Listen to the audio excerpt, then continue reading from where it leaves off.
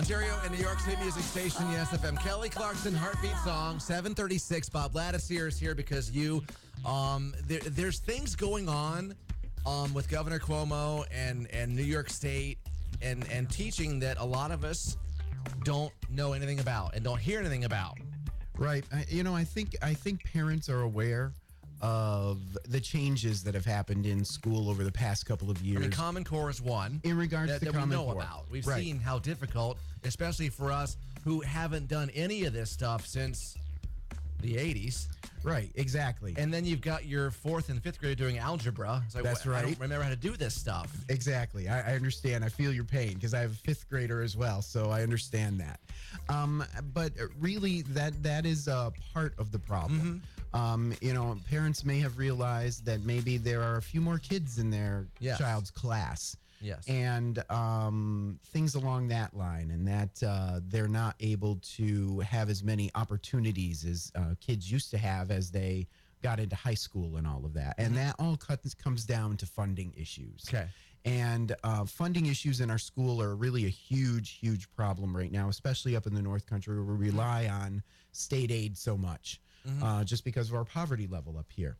So we are trying very hard to get as many people as possible aware of the problem and to get them to come and support public education at a rally that we are having tomorrow in Messina. Okay. So a lot of this funding issue comes from the governor's proposals for education.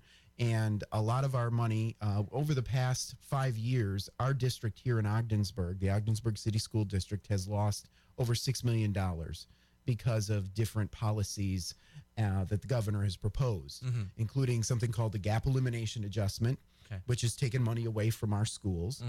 And in addition to that, we have a tax cap that's now in place that really limits our local people who vote the ability to decide how much they want to spend on public education. So, and a lot of that, some of the money too is being channeled to private charter schools that are often funded by very large hedge fund managers. And they also seem to be lining our governor's pocket right now. So, we've got lots of issues going on, but and we need to be as vocal as we possibly can because, as you know, the squeaky wheel always gets greased. So, tomorrow to support public education and the fact that we think we're doing a pretty good job up here educating our kids, and I'm spending this year out of the classroom, not actually teaching in the classroom, to kind of help make some changes to the Common Core curriculum that we're doing and actually involving the teachers in making a lot of those changes. Those things need to kind of continue to happen. And without proper funding, a lot of that can't happen. So tomorrow's rally is really to support all of that, to support the kids that are in the classrooms and give them the best possible education that they can get. So that's really the whole reason we're doing what we're doing tomorrow. And it's called the North Country Fights Back Rally. Okay. And it's from noon to 2 at Messina High School tomorrow. Okay. Beyond the rally tomorrow, what else can the general public do to make changes? Well, we've actually already had a very good response to a variety of things we've done here in Ogdensburg, and I know it's happening elsewhere. We just completed a big postcard writing campaign. We've been at sporting events here in Ogdensburg, and our community in Ogdensburg has collectively signed and filled out 1,500 postcards that were just mailed yesterday hand delivered to Addie Jenny Russell.